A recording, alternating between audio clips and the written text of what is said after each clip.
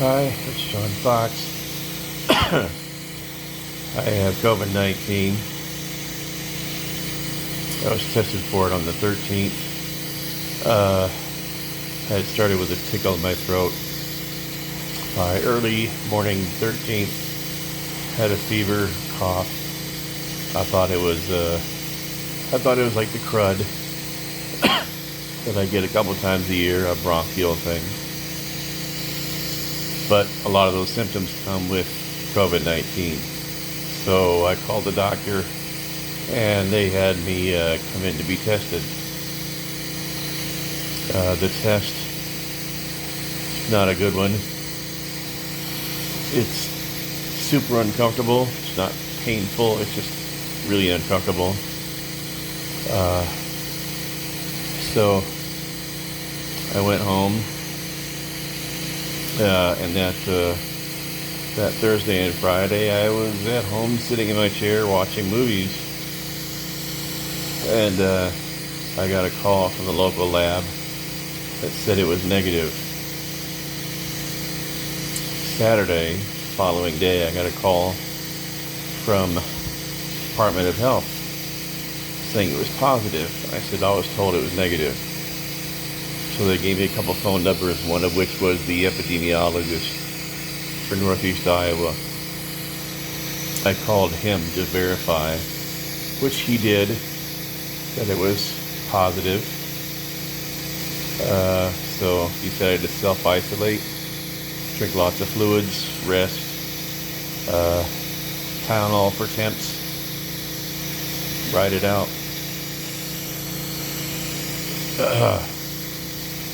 2 days later, by Monday, I woke up in my bed, unable to move, no energy whatsoever. I could not move. My wife had to come down and bring me some Gatorade and my food. At this time, I was still able to eat. Couldn't taste anything, though. I lost my sense of taste and smell, I think Thursday. But Monday and Tuesday were really bad to the point where I just could not move. But kept up on the fluids, drinking lots of Gatorade. Wednesday, my wife was at work. 14-year-old Max is upstairs. He doesn't have a permit. He's not driven much anything yet. But I had a coughing fit that I couldn't really stop. I couldn't get out of it. Couldn't catch my breath. And I started to feel like I was going to pass out. So before I did pass out, I thought I should call 911. I did. I didn't eventually pass out. I didn't. But the ambulance picked me up, took me to the ER, and they ran tests and checked me out. All the tests came back negative. All the blood work looked fine. Just had to relax a little bit. They sent me home. A couple days of that, I was getting a little worse. My fevers kept going higher and higher. The Tylenol wasn't doing much of anything. I was averaging 102 point something. My highest got to 103.9 and 103.7.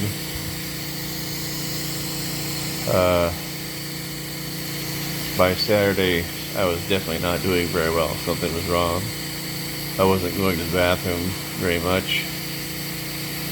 Not as much as I should have been. I wasn't eating very much. I couldn't. Every time I ate just a little bit, my stomach would start to hurt, like I was going to throw up. My coughing fits were getting so bad that when I coughed, it was a deep, deep cough. That was like a gagging cough, and nothing would come up.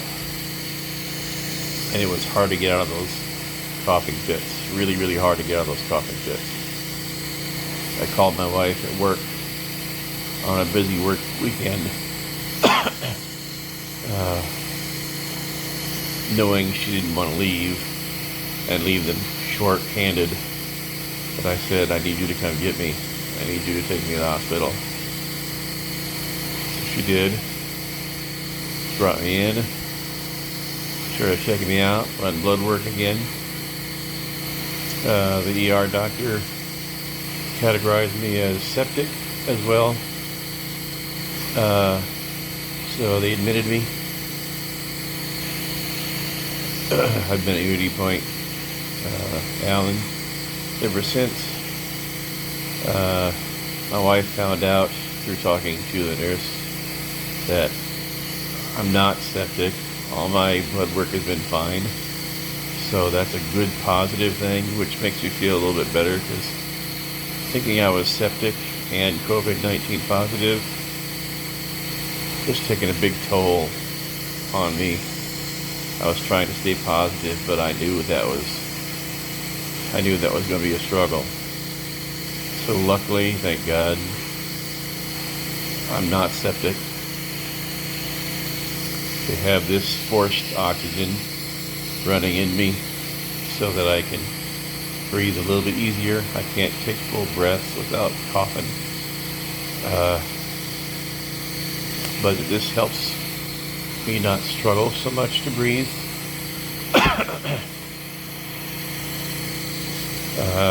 I'm going to be here a while, most likely all this week.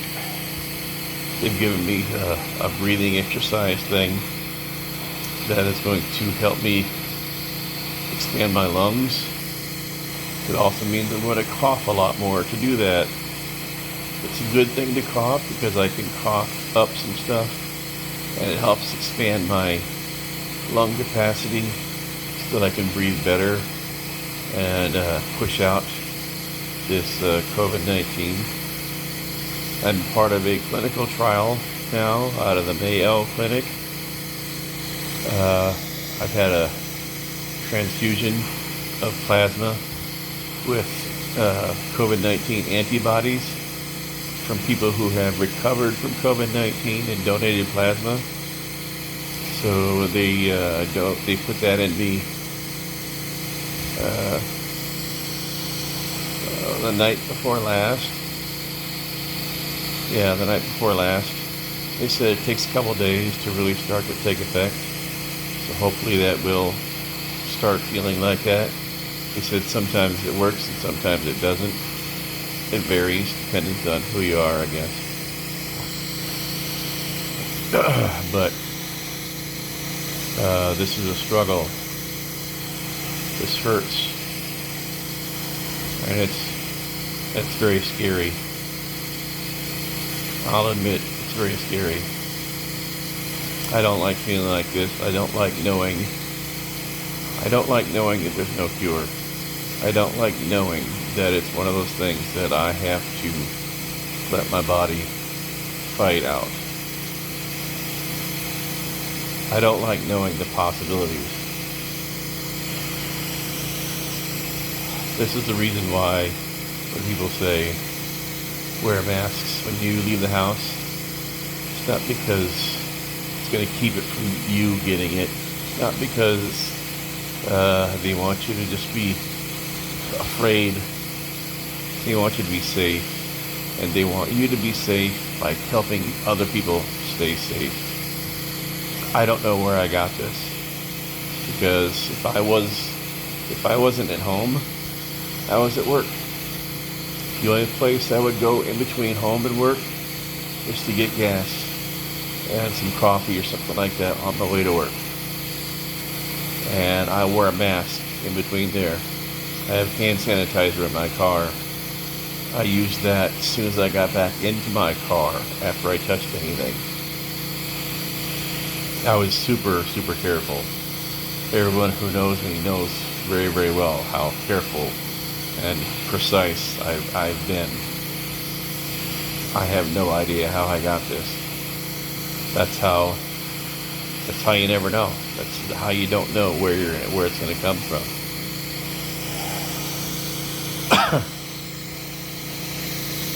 But this sucks. It hurts. And again, it's scary.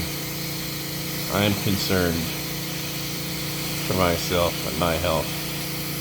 Uh, and I just want you guys to know how serious this is. This is serious. This is not a hoax. This is not one of those things that will just go away. This is not just a bad cold or flu. I've had bad colds. I've had bad flus. As a kid, I grew up a very sickly kid. I had asthma, terrible asthma, terrible allergies. Every spring and fall for the first 5 or 7 years of my life, I spent 2 weeks in oxygen tents because I couldn't breathe due to allergies and asthma both. I remember what it's like to breathe like I was underwater as a kid. Very unhealthy kid. I remember all that. To a certain extent, they gave me some expertise as to how I would react with this as my chest thickened, as it became harder and harder to breathe. At least I knew how to kind of handle myself through it. It doesn't matter. It doesn't make it any easier.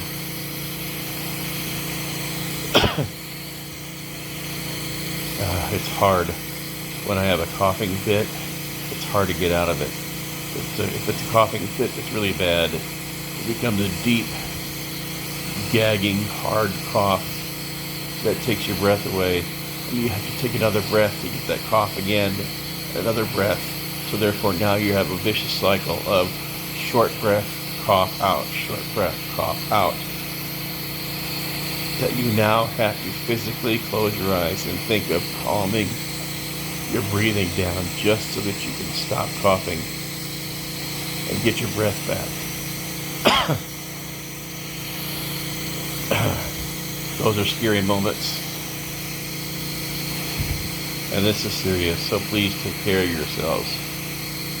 Watch out for yourselves. Watch out for anybody else. Watch out for other people. Socially distance from each other. Just because things are opening up doesn't mean everything's back to normal. It's not. Things are still getting worse. People are still getting this. There's no inoculation for this. Not yet anyway. And it's going to be a while before we see anything like it. They're just now starting to test certain ones.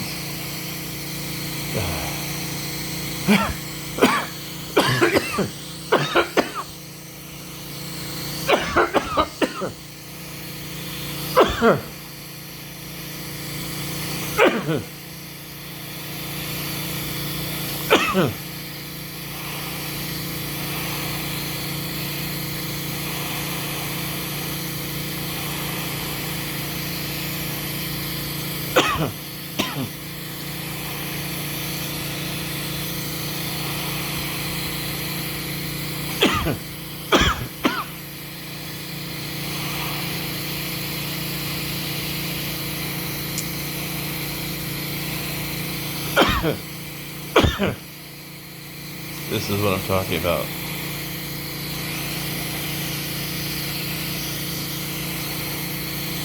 Take care of each other. Take care of yourself. By doing that, you're taking care of others.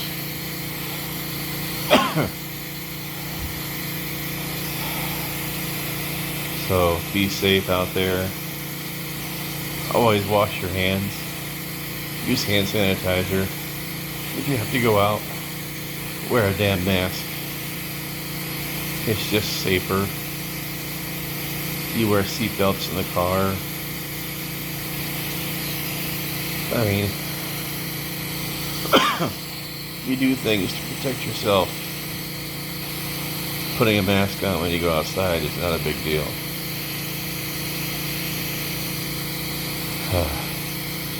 Please stay safe. And I really appreciate all the positive thoughts and well wishes from everybody I've seen on Facebook. That means a lot. It actually has lifted my spirits quite a bit. When you're this low, you really need to know that other people care. And sometimes you look at the world and you think it's all going to hell. But when people tell you that they're cheering for you, when people tell you that they really want you to get better, when people tell you, when people are telling me that they miss hearing my voice on air, that means a lot. And that makes me fight harder to get out of here. So, thank you very much to everybody who has sent messages to me personally, who posted comments on the Facebook page, my personal page, and the KOKZ page. It really means a lot, and I cannot thank you guys enough. It shows that there are a lot of great people out there, and that you listeners are the best. You really are. And I hope when I'm out of here, and things can get back to normal, and we can get back out on the streets and see you guys. I hope you all will stop by and see me if I get out and about somewhere where I can see you. So I want to thank you guys for this. So stay with me, stay with us, and keep wishing me luck. I'll get through this. Slowly but surely, but I'll get through this. So just wanted to give you a heads up.